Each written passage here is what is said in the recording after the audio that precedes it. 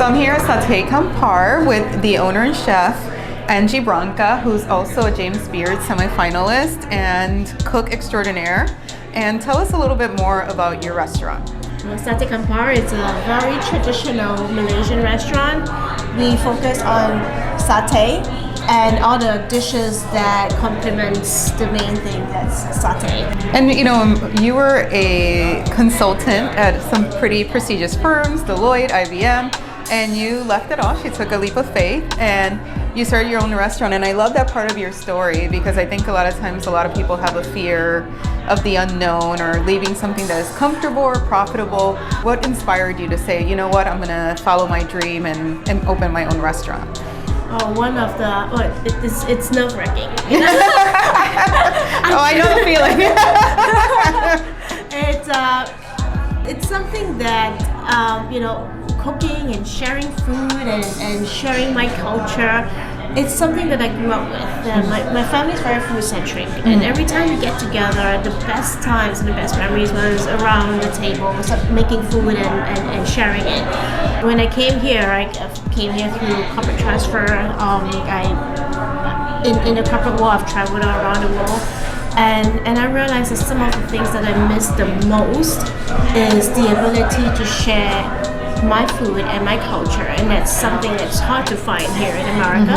And I live here now, so Philly is my home, and I just want to make it available, and it just feels so at home for me to be able to do that and really build new communities, new relationships, just through food alone. When I first came to the US 20 years ago, I think Philly especially is very different from what it is today. I came from a very diverse country where I felt like multiple cultures came together like it was a melting pot. Malaysia was a melting pot, and if you come in here, you can taste it in our food, you can taste it in our cuisine. Every dish seems to remind people of cultures that they come from, whether it's Chinese or Indian or a Western culture. There is some familiarity, and that's truly a symbol of what a melting pot is when you can actually taste that in the food itself. Yeah. So here's the spread. First of all, we have two different types of rice here. This is nasi lemak. This is one of our national dishes. And I love the presentation. They open it up. Is that like something that they do in Malaysia, or is that something you just came up with? Nasi lemak for me has always been packed like this. Yeah. It's breakfast food for me. So when just before I go to school, we used to have a nasi lemak lady that would cycle around the neighborhood, and she would sell nasi lemak to every family for breakfast. It's always packed like this because back in the day, banana leaves was used to pack food, and food was just sold by the street side. Okay. And this is something that you kind of just take it in this little packet and take it home to eat. So nowadays, because of modernization, most people would just serve the nasi lemak on a plate. But for me, opening that packet with banana leaves inside, there's something to that brings back those memories. Yeah. I started to introduce tempoyak. This actually last summer was when I started to introduce tempoyak in the restaurant. Tempoyak is fermented durians. So these are Malaysian durians that I know it's famous for the way it smells, but when it's fermented, that smell that everyone is afraid of, but some of us really love that smell. Smell of home. It is a smell of home, but that pungent smell sort of reduces a little bit. Okay. And the fermentation makes the durian sour as well. So in Malaysia, durian can be eaten as a fresh fruit. It can be used in desserts, but it can also be used in savory dishes like this curry. And the sourness of the tempoyak adds a really delicious fruity flavor to the curry. The way that we eat and the smell and the flavor and the memory of these food is just bringing back those experiences that I grew up with and translating it here the way that I know it to everyone here. And this is rendang. This is Malaysian style rendang.